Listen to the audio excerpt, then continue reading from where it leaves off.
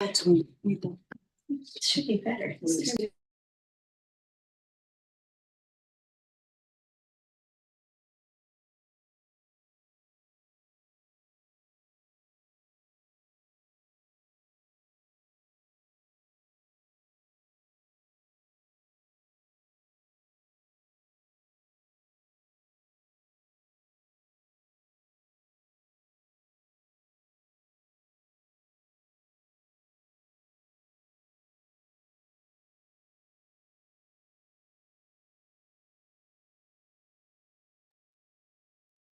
All right, seeing a quorum present, I'd like to call to order the Culture, Climate and Behavior Committee meeting on Wednesday, April 16th, 2025 at 6:38 p.m. in the boardroom of OPRF High School. Lisa, if you could please call the roll. Ms. Alexander. Present. Dr. Applewhite. Mr. Brandhorst. Mr. Caraballo. Sal's gonna get that name right. Mr. Cassell. Present. Ms. Clark Keys. Mr. Davis. Ms. Emerson. Ms. Grimes. Here. Ms. Jones. Here. Ms. Lamb. Present. Dr. Livingston. Present. Mr. Mohammed. Mr. Narain. Present. Ms. Newman. Ms. Parker. Present. Mr. Pierce. Ms. Randall. Present. Ms. Stevens. Here. Ms. Steffenshaw. Present. Ms. Walchrist is present. She just stepped out for a minute. All right. All right, any public comments this evening? I'm marking present. No public comments tonight? Then I'd like to move to approval of minutes. I move to approve the March 12th, 2025 Culture, Climate and Behavior Committee meetings as presented. Are there any corrections or adjustments that need to be made? Can I get a second? Second. All those in favor, say aye. Aye. Any opposed? Ayes have it. Okay, so when we were thinking about what we wanted to do for our final meeting, we had a really discussion that was in some ways prompted by the election in some ways. Restorative justice was a prominent item in the recent election, and in many ways, I think you could say there was an affirmation, the votes that were tallied was an affirmation of the work that OPRF has done with restorative justice. I think you could certainly say that with some degree of confidence, given how what a hot button item it was. So we thought there was real value in sort of taking a look at collectively, and then allowing each of us to voice our own perspective on where we've been and how far we've come with our work with restorative justice. So really just reflecting on the last decade of work that we've done and think about the changes that are currently in place here. So we did have a discussion at the first item, a review of the state of discipline and analysis on the focus of restorative justice. This was more of a prompt for just getting us into a circle environment, unless Linda had anything else to add. So I think because we really did want this to be primarily all about having a circle tonight, I think without further ado, we can just go right into the circle. And our circle work will be the reflection on school climate 2015 to 2025. And just to really think about what significant changes you can identify, and perhaps in doing so, we can certainly also meditate on what might be missing in the work that still needs to be done or progress yet to be met. That's If I may, yes. I'm not wholly comfortable with what just, thank you, with what just happened in the election. And for you to say it was an affirmation of restorative justice or not, I really think that's like a unfair characterization. I don't think it was an affirmation or otherwise of restorative justice and or the work that OPRF is doing. I personally am a fan of restorative justice. I wouldn't, be here on this committee. I think that BEP is a really, you can just see it's an incredible collaborative work that was thousands upon thousands of hours, tested, modified, tested again. And it's a commitment to our school, But I do not want to be on record to say that the votes that happened and how they happened, in light of how crazy things have been here, that it was an affirmation or a reaffirmation of restorative justice. That's certainly, I certainly appreciate what you're saying and it makes sense. I did not mean it to be a summative, all one and done sort of issue necessarily. I did want to point out that it was one of three primary issues that were laid out by certain individuals that were running for the school board that were challenging the work being done here and not alluding to it, but declaring pretty clearly that it was an abject failure, so to speak, and that things had to change. And so it was really a very prominent issue in the election. If you attended any of the forums, it was just a huge topic. There was a lot to say about it. So I think it was, I do think absolutely these things are up for debate. I would say just simply looking at how prominent of an issue it was and where people ended up voting would in considerably larger numbers than the opposing party that had a different opinion on restorative practice and restorative justice at OPRF. That you can at the very least infer that it had an affirmative sort of, but that isn't, I hear what you're saying, and I do agree that it was one of the topics discussed. And I'm not sure that, I think one party made their position one group with significant backing made their position very, very clear, and the other group took a more holistic approach to restorative justice. In no way was going to throw the BEP in the trash. The reason why I know that is because I asked.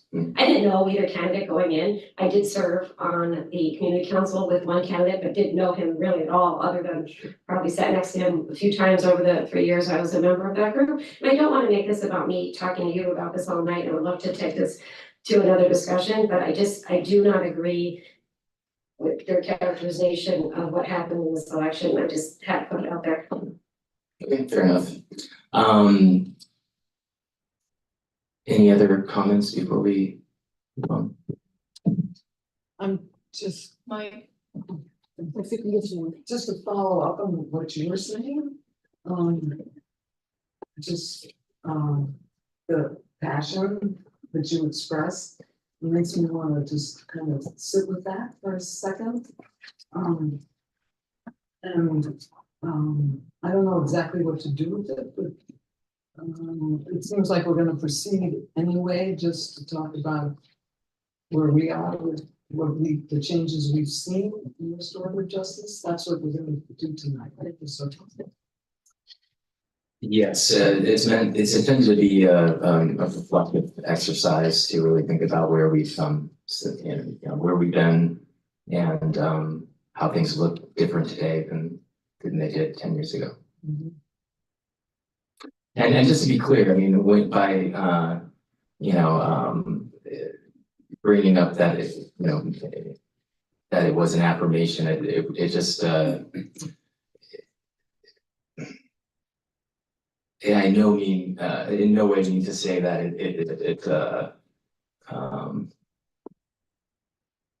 that there is that a work is done and that the work that has been done is unconditionally affirmative. And in no way mean that. I meant to just say that it was a big issue, really big issue in the campaign, and the one party had a very different perspective on the role of restorative practice in our school than I would say this group does.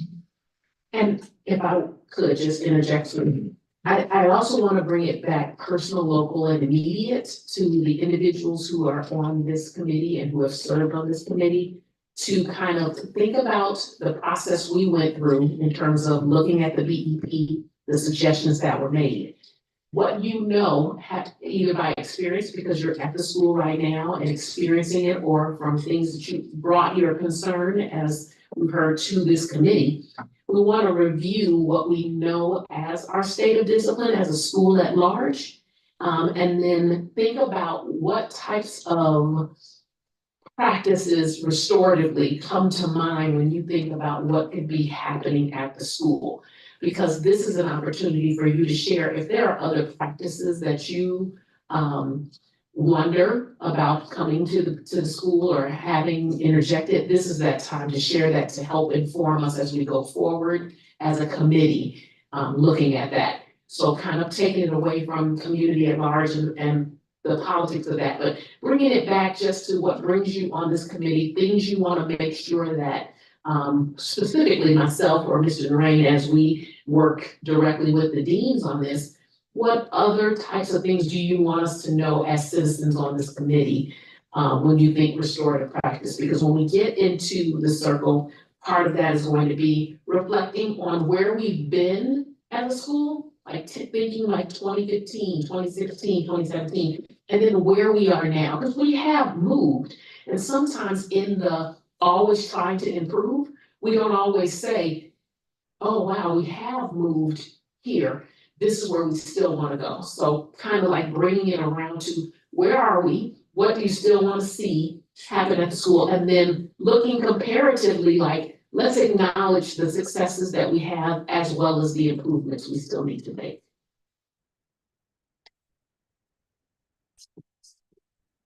So just, I got this little bit of conversation, I got clearer in my own mind what was, that we brought politics in here, and it raises a question for me about how our work just with the BEP and with restorative justice is impacted by the politics. Is that, and will that, and I don't have a sense, given what the outcome of the election was, if there is going to be some kind of reorientation towards restorative justice. And I guess I need some clarity about what the school is thinking or the school board is thinking about that. Thank you for that question. Do make sure that we are all aware that the processes we use now with the BEP follow the school law, which was led by Senate Bill 100, and it speaks to having a less punitive dimension to addressing discipline issues, meaning that we are working first on educating students and trying to be transformative in terms of our approach and giving opportunities to correct behavior and not just focusing on a punitive response right off the bat. And that is what our BEP was presented to do. And as Krista spoke of hours and hours of tweaking and changing, it addresses and is in compliance with that law, including the parts you may have heard of in the community in terms of like how we address more significant concerns with that. So I do want to assure you, it is within the law. The question becomes, as we function as the PTAC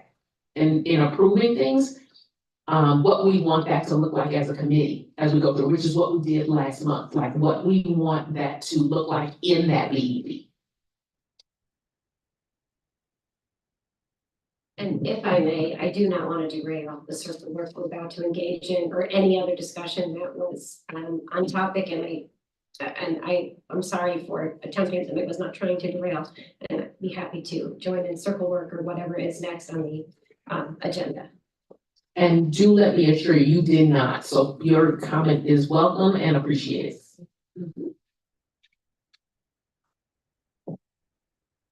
Any other comments before we move to circle? Yes, Nancy. I have a question.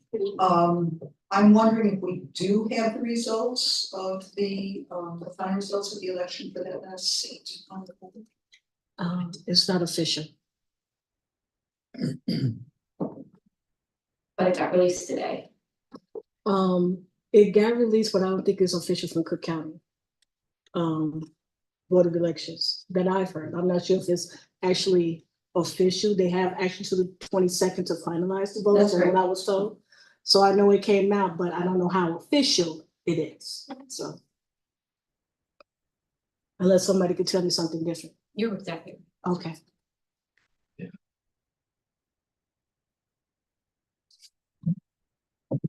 Okay. Alright, Thank you, Mike, switching from going, please.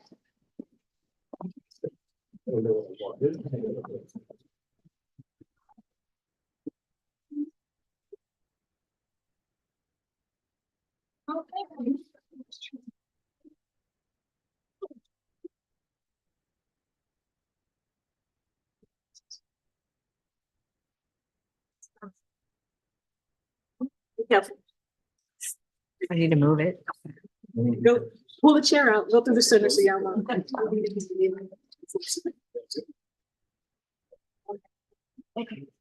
Right, they're all pretty much like that. Plenty of room, people, plenty of room. Keep it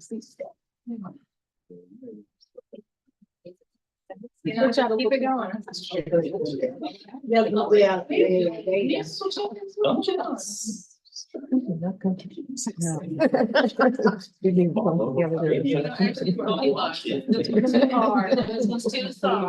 Listen, Right. so lost, but.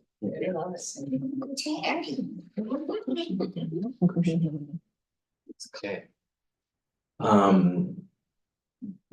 So we can just go around in the circle, or unless somebody does want to start, and volunteer, if you really want to, you've already been shooting on something you want to share with the group.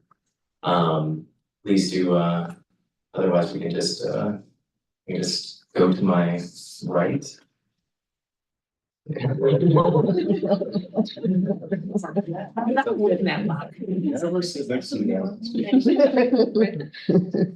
I sat down next to her, I didn't get it. It's fine. Or I can go to.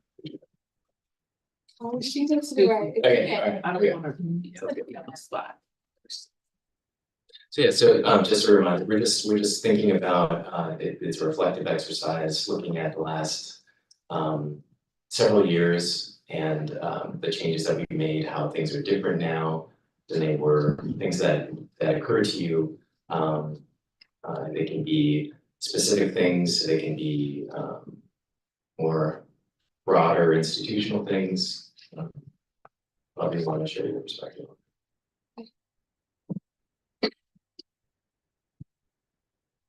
So my freshman year was the year right after COVID, kind of when we were first being reintroduced into school full time. We still had masks on.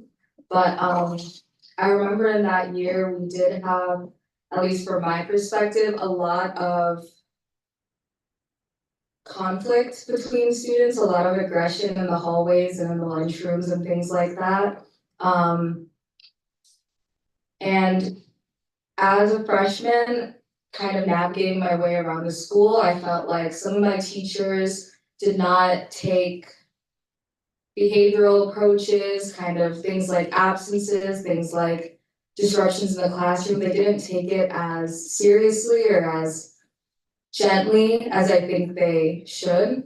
I felt like I was called out a lot more for things that weren't exactly necessary to call someone out for. It felt like there was no uniform plan. But as moving into my senior year and even in my junior year, I noticed that there's a lot less conflict within the school and within the hallways and things like that.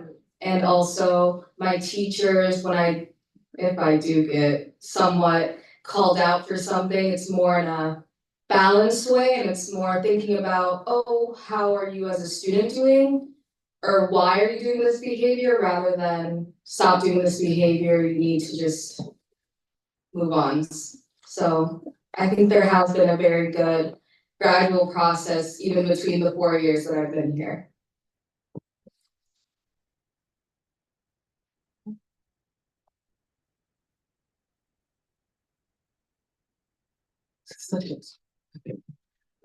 Because living it is so full of nuance. There's one person in this room who knows how I felt about restorative practice when the law happened, because I was like, no, that's not gonna work. Like, you have to do something because everybody will go wild and those things will get out of hand. And then to see restorative practices in action and to actually see young people trusted to be the intelligent individuals that they are, who can hear from trusted adults what they should be focusing on and how to change a behavior is truly inspirational when it's allowed to happen. I say when it's allowed to happen because unfortunately, in a building, especially one as big as this, every adult is not a trusted adult to every student, if that makes sense. So everyone has trusted adults, but we cannot take for granted that just because you're an adult, you are a child, that particular child's trusted adult. Which means how you approach children matters. Like, and the way you handle things makes a difference. I know for a fact that adults come to this building to try to do their job, whatever their respective position is. Like, teachers want to be able to teach their class without significant interruption. We know about the adolescence steps and levels of development, but you want to also be able to do your work. And sometimes, given the amount or types of disruptions in the class, that can become frustrating. And everyone knows as human beings, we get frustrated sometimes. And it's like how we handle that frustration can definitely impact how we feel about whatever is going to be done to help us. So I think if we take it out of the school and into the car, right? If someone cuts you off, people want a certain level of justice. I hate to say it like that, but you do want to, like, don't do that to somebody, right? But I often ask people, like, because when you're upset in the moment, sometimes you're like, get them. And I'm like, what does that mean? What would that look like? So if we have an interruption in our classroom, what would you like to have happen to this child? Because these are children of our community. This is the only school that's in our community. They have to come here. What are we looking to have happen? I believe that our only option is to restore, because they will be back in this space and you will see their face. We have to learn how to interact with one another in civil ways. So it's a partnership that's necessary. Like Alara said, things to me, this is my 7th year, have definitely, they look different. When I first came in the building, we used to have protests. Where students would walk out of class and sit at the base of the stairs in student commons and would be upset about treatment in this building by a variety of people for a variety of reasons. That angst to that level does not exist, in my opinion, at our school right now. So there are times when we will be confronted with people who remember that and say, you're still not doing the right work. And I'm like, no, if you ask students now, it's not that same level of angst. Doesn't mean there's not angst. Like, you're not gonna have a school that doesn't have angst. And so I just say that to say, restorative practices must exist, but I believe it's more so our adult mindset that has to be adjusted to accept it. We have to understand that there is no jail that we can put students in. We have no choice but to work with them on a level that helps to transform the behavior. So please, let's work together to do that. You should do it last. I was thinking that, but then. Sorry. Let's see, I've been here a while, I think, have things changed and gotten better, I think so. The crazy OPRS stories from the 80s, 90s, early 2000s don't really go on anymore, so I think that's a good thing. I appreciate this committee. I also hold this committee to the point of, at some point in time, you might have to throw somebody out. Everybody might not belong here. And that's everywhere. They throw people out of West Point. So as long as we accept that, I think this whole restorative justice thing can go. I'm a parent of an 8th grader that's going here next year. I had a son go through here. I served on the school board in River Forest. And I can honestly say from being on the inside and the outside, the system works. Okay? We have great parents and we have absolutely terrible parents. If we could just bring everybody to the middle, because it all starts at home. I mean, we could sit here and talk about restorative justice, education, and everything you want to do, and forever, but it really starts at home. And I don't know that solution to the problem, getting to the very terrible parents, but all the parents that are here for a reason to make sure that they're supporting their children and know what's going on in the school and everything. And that's a great thing. And that's how I got involved and got on school boards. And I've had a bunch of elections and lost most of them, and that's fine, but I did it just so that I could be there to make sure that my children are taken care of, as everyone else should. And even people who don't have children in the district anymore, you're still a concerned, citizen. So I think this is a good thing that we're all here, and we just continue to improve and continue to make the system better. I mean, I went to 2 minutes more. I took my daughter to a lot of high schools. Says look at Memorial Trinity, Resurrection, because I work by the airport, do carpool together. And I spent the whole day at IMSA, Illinois Math and Science Academy. Now, I went there to see how their curriculum was, but you can't be the creepy guy sitting around, so I had to bring my daughter along, because she has no intention of wanting to stay on campus in Aurora.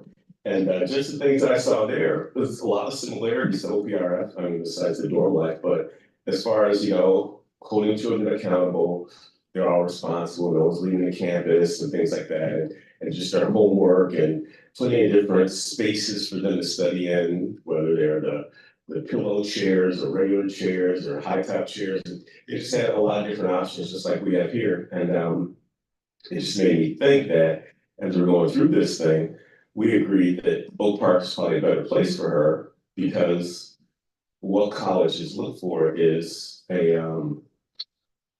not just a completion of work, but do you have a command of the subjects for the most part? And some of the other schools that we went to didn't give her the opportunity to have the command, but a township school like OPRF does.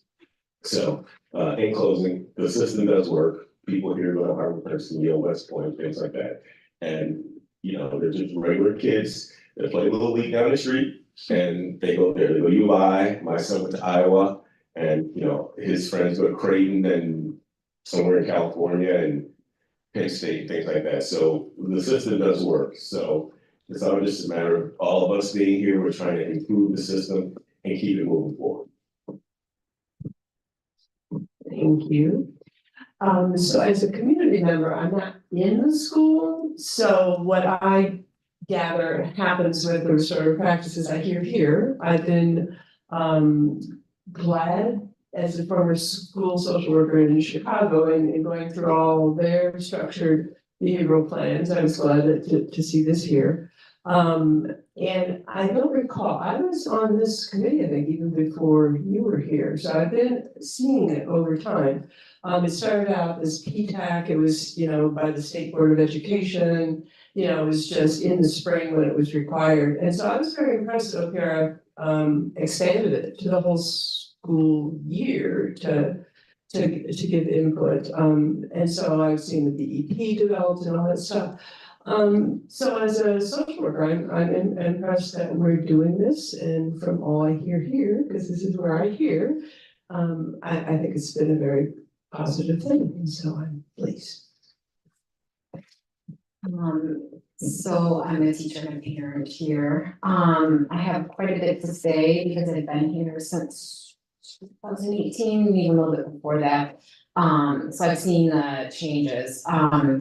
I feel that it has just been such an amazing process. I always felt that when there are behavioral issues, there's a larger component that goes, behind it. There's a reason. And so with the way we approach things now, looking, and I'm speaking from a teacher, that there's much more of a focus on the whole child. What does the child need? What can we do to improve things instead of just lobbing some kind of a consequence at them. So to me, it's like very transparent, it's very organized, it comes from a place of love and education. And it doesn't mean that we're, you know, just anything goes, we're still very firm.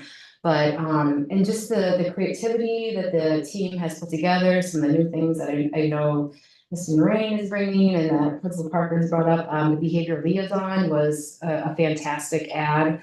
I teach some classes that have some of the most difficult students, and particularly at the beginning of the year, I'm calling behavior liaison all the time. And it's just, it makes such a huge difference. The students end up being much more thoughtful, reflective, they improve, we all kind of use the same language.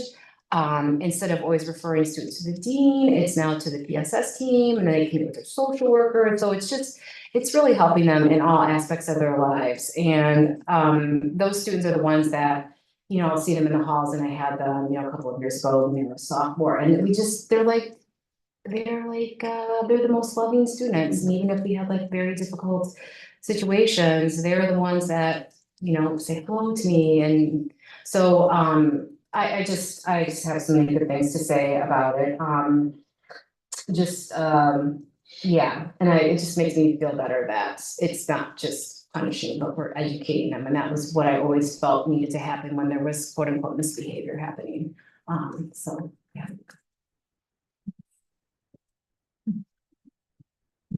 So I'm a community member and don't have children here anymore. It's in high school. And also I'm a social worker. It was a social worker. I actually still am licensed as a clinical social worker. And being here and being a part of these changes from that role has been great. Having students join the community, having teachers join the community, because during the time I've been here, originally we didn't have those members. So that's been fantastic, and it just is good practice, I think. So I always feel honored to be here and just listen. What you said, everyone, you know, Karen and I are kind of in the same role in terms of distance from actually being in the building. So getting data from people who are, you know, have kids here or teachers here or students here is really helpful. And it's, I'd say too, just about what we just went over last month about the BEP and really digging into this category of, that was just like a bucket, you know, like all other things that are serious kind of category was the category that was most often used, and to try to break that down, just that process tells me that you know, data is important, and that we are at this stage of being able to drill down to that kind of specific change in the BEP. Seems like growth and development and is going to be helpful because people want data. And certainly when we brought up the politics of this past election, you know, data, you know, is just really critical to be able to identify what's really happening, and that you can, that goes beyond, well, I have this feeling or I have this personal experience, but to get some more generalized and in some ways more specific, and also facts to discuss things that there are disagreements about. Seems really important to me. And I also want to say, as a social worker, just have a gut, you know, this is like the way I think people need to handle teenagers and just people in general, just through understanding and context and education, and how can we do better and collaboratively. So the values that are embedded in restorative justice feel like rock solid human more, lead to more peaceful and developmental, positive development in people from the cumulative approach. So I think it's great. But that we live in a state that has a law that commands us to do this. So I think that's great. I'm grateful for that because we do have cross hearings, and I'm really glad you brought up that thing about the law. Because that's a powerful boundary or standard that doesn't have wiggle room in it, which helps direct the school. So anyway, it's great. So that's my thing. Thanks. Hello, I'm also a community member and I have a son who will be arriving. He's looking forward to it with all his friends. So I like what you said about our concept and our mindset of what justice is and how we feel better when we receive it. But we have to turn our culture, likes that in our mindset, like we feel better. And I agree with you that we do. We have to learn how to reframe our mindset and to see the value of restoration. In my private life, I'm an employment attorney and I'm working directly with human resources. And our company has seen the best of what restoration does. It does build people, it does grow people. It's not just you're fired. We want to build like human resources, use the resource, bring them back, restore them. It does work. And so when I arrived in Oak Park many years ago, I arrived at the heels of the protests, the heels of all this things happening in the backdrop. And I was very concerned for my son because this is the direction that I had planned for him to go. And I don't see that here anymore. I definitely, I see direction, I see movement, and I can't help but think that it's the same concept that's really moving it in this direction. So.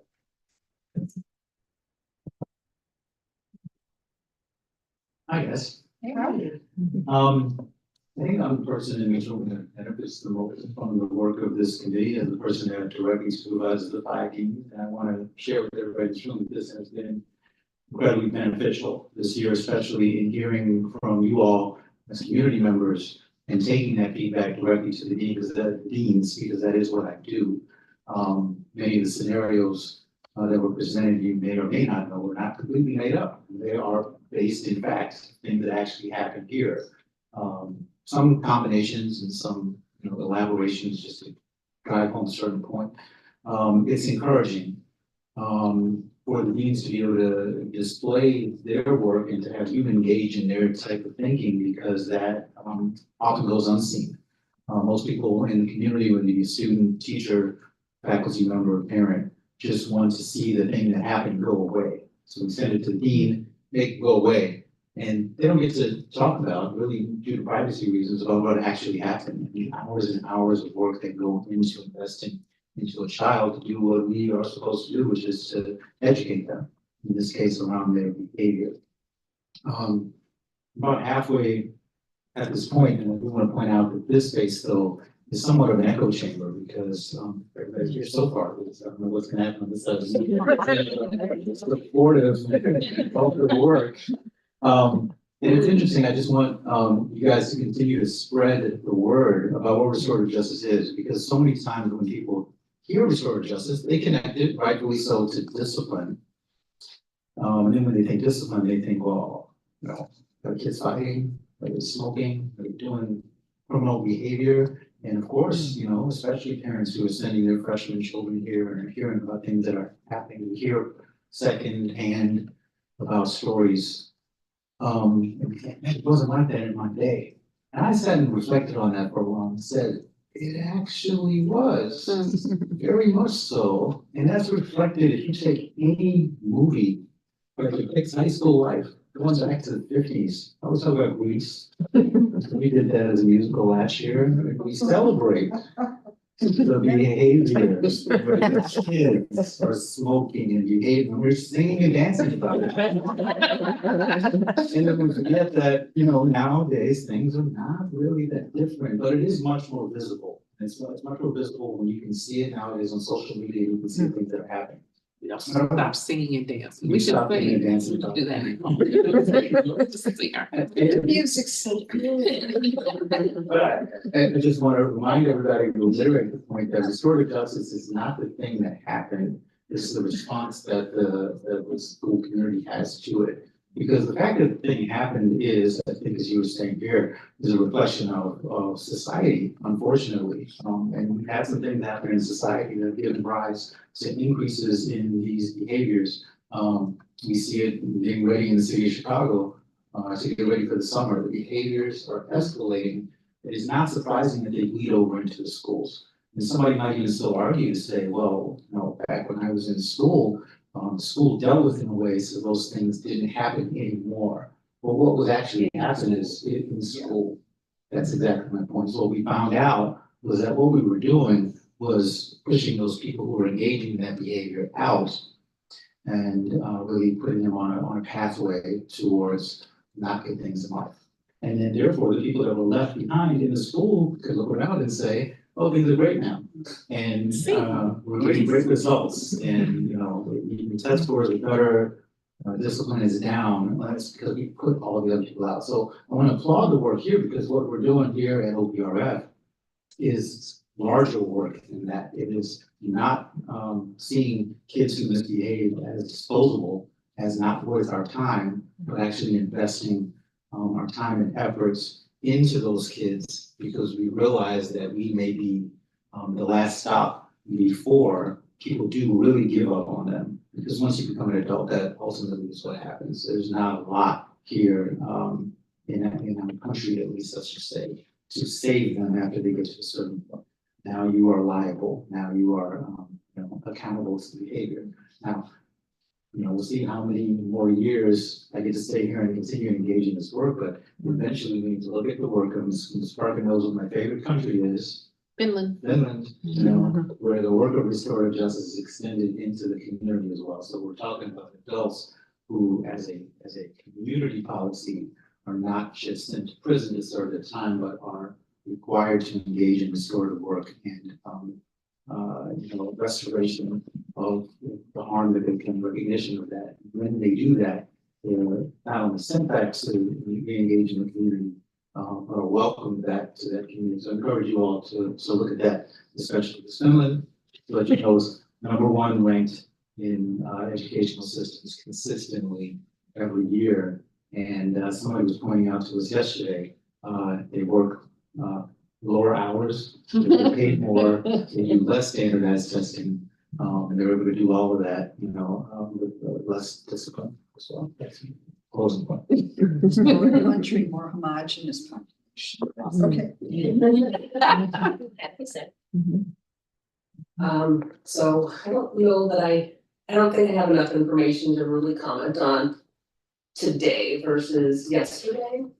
For the school, I will, so I think that like with a lot of what happens at the school, there is definitely a need for communication, like outside of this group, and I hear things still like from neighbors or whatever, and I was having a conversation a few days ago about how parents see things and what like triggers them versus how students see things and what may be actually happening. And I think it's awesome that there are students on this committee because just listening to you, like I've taken some of that about just that like difference in like perception. And I think that there's probably a need to like communicate more to help with the perception of the adults who are still coming to this world and to justice and discipline from wherever they went to high school 40 years ago. And like, it's like not relevant, right? And you can't really just say to someone, your experiences aren't relevant, but in reality, like today is different. Like the behaviors still exist, but there's a lot that's different in how people interact with each other, what's acceptable, what's just like how the school functions. So maybe just looking at how does that communication happening, and is there a way to like communicate more to the community about what the BEP actually is, right? And what how it's utilized, and including that whole piece about mandating from the state, because it's super important that people recognize that the school isn't just deciding to do something because they just decided, like, right, there are good reasons and the result is awesome, like, and maybe a path you wouldn't have gone down before, but it also is still mandated, so like there's a lot that's not up to the school to decide. So one other thing is the exercises that have happened throughout the year, which I think were really awesome, if they can be geared also towards the changes that you think might be voted on at the end. So like that might help us with, there was so much discussion, right? We ran out of time, that that might help with like that in thought process.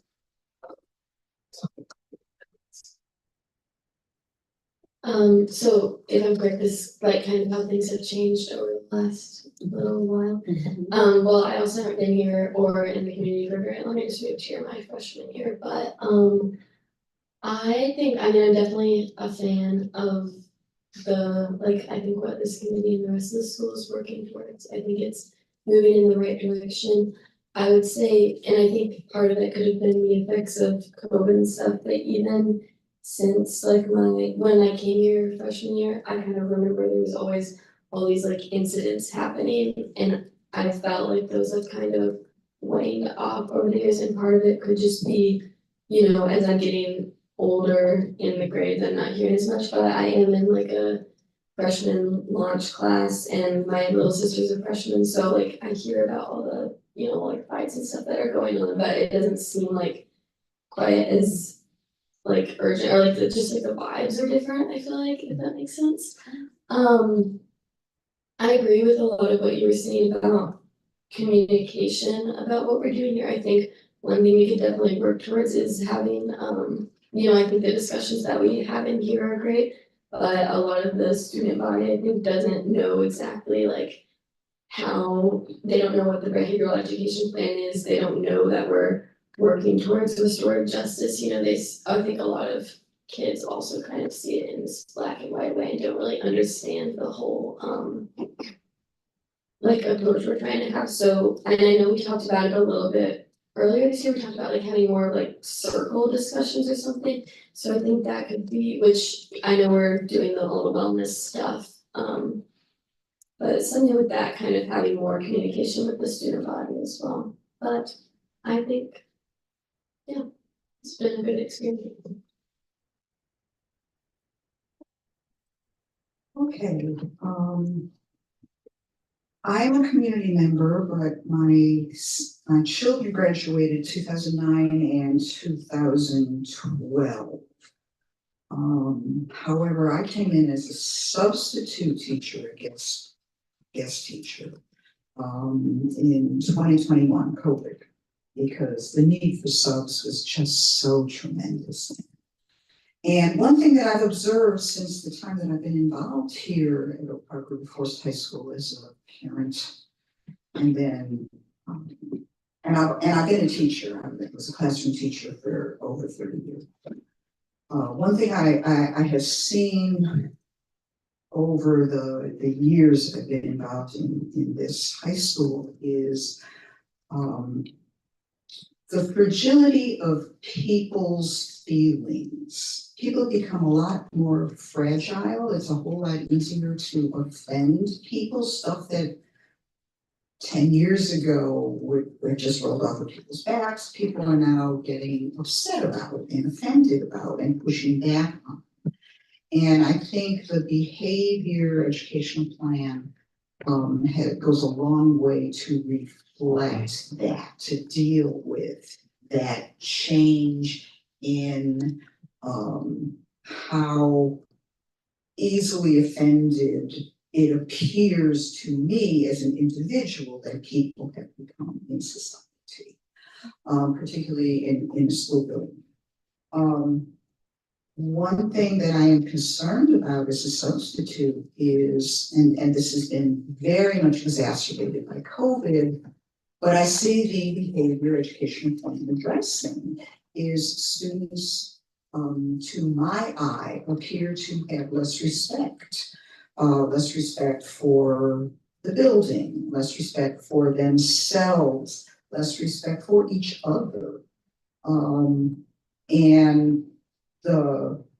what I see in the behavioral education plan and the move to restorative justice is that it actually forces people to sit down and to explain themselves. And that's I think that's the very first step in addressing what I am seeing as fragility and a certain disrespect that that students might have, that I am seeing. But I also am grateful that this district immediately pivoted after all of that stuff that went down in the 90s and the aughts and all the drugs that came through here in the aughts. I'm grateful that this board decided to invest in this behavioral education plan to the point where they're tweaking it and its language. And I mean, I read the notes from last meeting that I unfortunately could not be here. And just the work that you all put in trying to determine whether something was going to be at level 3 or level 4 and to be started at level 1 and what if there's intent and what if there isn't. I mean, y'all took a lot to look at every possible permutation, nuance, and I am grateful that that's where my tax money's going, honestly. I took this last board election very seriously. I went and I listened to all the candidates twice, all the candidates 2 times. And I voted based on what I heard the candidates saying. So I understand that last meeting, the election had not quite yet happened yet. Excuse me, we have 10 minutes. 10 minutes. Total wrap it up, yeah. And that's about all I have to say. And 10 minutes and I have to go. Okay, I'll be brief. I wear a lot of hats, or I feel a lot of connections to this school.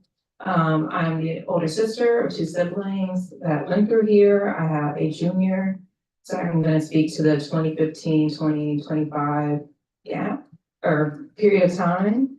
I'm also an alumni, so I remember what it was like not too long ago. And then I'm also the chair of the scholarship at Apple. So also here as like an advocate. So to start with my sisters, kind of going to Leslie's point, I call and ask them how their day at school was, and they'll give me 3 words. It was okay. You know, and so just from that experience, I think based on, in my opinion, students' involvement in the school, they're exposed to more things that can be either positive or negative. I think the exposure to some incidences have, I don't say culture shock, but it may be unfamiliar to other people on how to solve confrontation or disagreements or arguments. And it does become, how do we protect those kids? And so I feel like when I first came here at the beginning of the year, when we were talking about restorative justice, I immediately remember my armpits tingling, like, this is a bad idea. We can't be doing this. OPRF is not, it's too hard of a place to accept such a soft concept. And we were talking about peace circles and feelings and what do you think and what do I think and kumbaya, let's agree. And I thought that's not possible.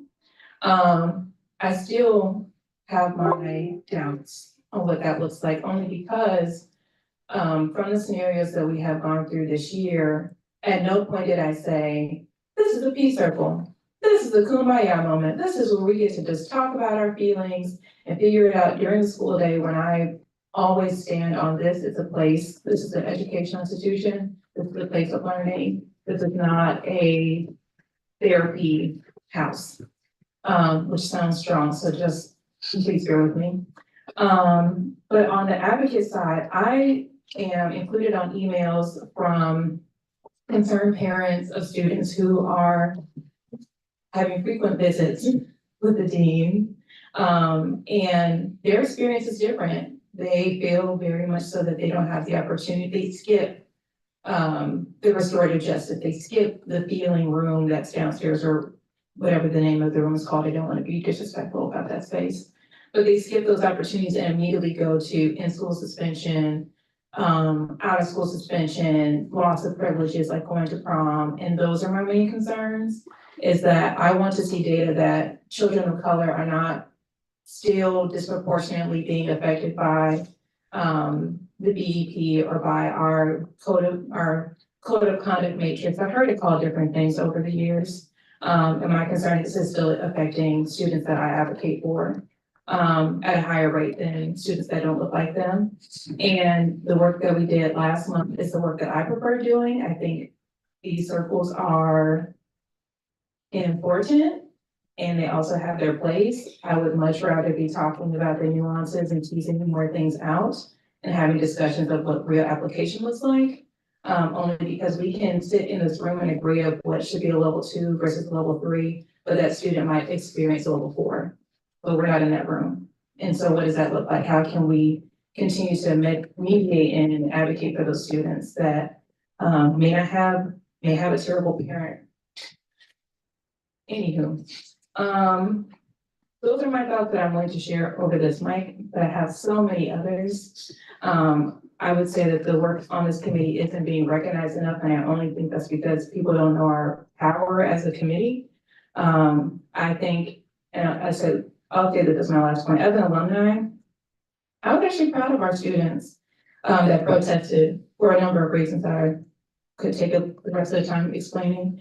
But that's because I feel like they knew their power at that moment. There's so many of us, we don't agree on what's going on to the student body. This is something that we can do. So I'm curious of why those have stopped. Where it's that limit of protest, of movement of speech, but also like recognizing, what is our power as a committee, especially with this incoming board. That was really powerful. Thank you. Yeah, I do it again. I too have a lot to say, like some of you guys, but I do want to say, when I joined this committee, I was really intrigued by restorative justice. I had been at community council and I heard folks talking about it, including Ms. Parker.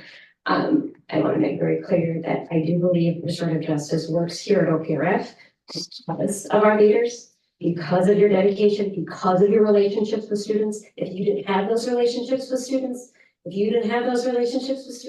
we wouldn't be here. We would just be a BEP that was sort of a dead book in the corner and thrown in the trash at the end of the night, where we have living, feeling people involved with boots on the ground. And when we did not have a principal, we didn't have boots on the ground. We had people up here and no one down walking the halls. And you guys walked the halls. And I had 3 kids at OPRF last year, class 24. 2 kids now at OPRF, both sophomores. So I have an interesting perspective in the sense that I have kids in the classroom telling me what's happening. I have kids in the hallways, kids in the bathrooms telling me what's happening. So, and I also, I want to be an advocate for kids with learning disabilities is really my passion as well. So I see this group, this committee is really powerful in a place where we can all talk and learn. And last meeting was really great, hearing other people's perspectives. You learn something that you didn't think of before. And I too don't want to be afraid of, if you say something, it doesn't mean I'm gonna hate you. We might disagree, and that's okay. It doesn't make me a bad person. It just means that, hey, on this particular issue, we don't agree, and that's okay, because we might agree on 5,000 other issues, or we might not, but I still might like you. And our community, as noted in this past election, has like lost that ability, that you are X if you are Y, and it blows my mind, because I can have 5,000 thoughts in 1 minute. I'm gonna have 5,000 thoughts in the next minute, and they might all conflict. But I guess I'm here to say that, to bring it back to this topic at hand, and I appreciate there's a time crunch, our leaders are making this work. If we just didn't have our team involved, money invested, people, the actual personalities involved, it wouldn't be as good as it is. And then I do want to say that I wonder if more, you had a name for it, the folks that come to your classroom. Oh, the behavior liaisons. I think that maybe certain teachers or all the teachers, maybe we need more of that. Because I'm hearing maybe that the classrooms, if a kid gets up and walks out of class, what happens? And for no reason, they're just wandering the halls and they're dealing with the different team and security. Or the bathrooms have been a big topic of late. And I don't feel that my children feel safe, so this is not personal, but I do hear from community members that their children have had issues in the bathroom and don't feel safe in the bathroom. And there was just a very long post on high school parents about the bathrooms, and the bathrooms are a crisis. And if we have community members saying, I don't want to sit in this committee and do the kumbaya, everything is great. I want to, what is happening in the bathrooms? I don't know, I'm not in the building. And what can we do to address it? And I think that maybe the BEP maybe needs some tweaking on that level 1 area. And it's a living document, so we can roll up our sleeves and work on some of that level 1 area in the classroom management, as well as say the bathrooms or what have you. But again, I'm here to work and here to learn and here to listen. And it's been a fantastic experience the last 2 years, and I look forward to, participating in the future. So thank you to you both for making the BEP alive and using your relationships with students to make this work. Because I don't think every high school in Illinois is saying that.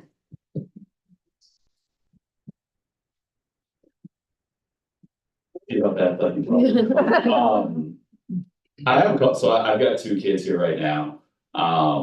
And I think that we're saying things are better, but the reality is kids disappear at this school. The bad kids, right? Like there are kids that my kids know about that cause trouble and they're not here anymore, right? So like, I think that that's what concerns me the most, right? Like when we talk, you said data, that's what I want to understand better, is that if we're disappearing kids, is it really better? That's what I get concerned about, right? And so I think back to my high school experience. There were 2 Black males, both of them were expelled. One of them ended up killing his dad with a hammer after he got expelled. The other one should have never been expelled. He went to an alternative high school, got himself together, but this was 20 years ago, 25 years ago in Hinsdale. Oak Park is supposed to be better than that. I don't know if it's better because my kids have specific names. Because they used to get bullied by and say, oh, well, what happened to, he's not here anymore. She's not here anymore. And so if kids are still disappearing, even at Oak Park reports, something's not right. On the other hand, when I think about how discipline was in my high school, I like that certain tools have been removed. If you can't immediately remove a kid, that is a positive. When you have to talk about something, that is a positive. And so I think that there is progress here because certain tools have been removed. And I think that we're not, I haven't heard a lot of talk about teachers and implicit and inherent bias in the discussion. But like the reality is that like even my kids who look at their record, my kids don't ever get in trouble. There are things that teachers are doing to my kids in this building that I am being restrained because my kids know I will lose it. And if teachers are still able to do that with my kids, what are they doing to other people's kids? I'm gonna stop there. I think I'll just wrap it up with, my perspective as a board member and what that means in, commenting on this process is that as a board member, you are, it's incumbent on you to be a steward of, the strategic, priorities that are informing the shared goals of the school, and that means monitoring data. It means reporting on that data reliably, and communicating to the public when what needs to be communicated. I think a couple people have brought up communications. That's without question an area of improvement. We need to, in several ways, improve how we communicate how we're trending towards, what our short-term outcomes are, how we're trending towards longer-term outcomes and impact. And so there's definitely a lot of work to be done there. But I know that this board takes that very, very seriously, looking at the data and making sure that that data is communicated reliably to the public. Now, it needs to be done better and more frequently, because I do think that there have been moments in recent months where there has been misinformation that has thrived, and I take that very seriously when there's data that says that this is working and that we're going in the right direction with this stuff. So I'm proud to be here now and to be a part of this work. I think it's showing great promise, and this is really why is it cutting us? Because we're supposed to be somewhere. I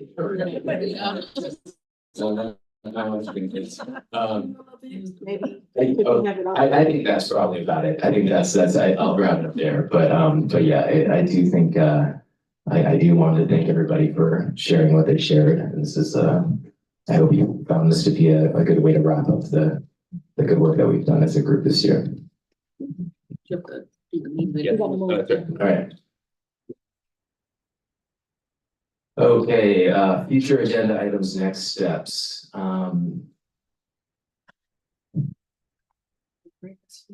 Have a great rest of the year. End of the year banquet. I think with that, I would like to adjourn. All those in favor? Any opposed? No. I needed a second. I'm sorry. Oh, I'm sorry. Yes, Again. sorry. Make a motion. Back up. I motion to adjourn. Can I get a second? All those in favor? Aye. Any opposed? No.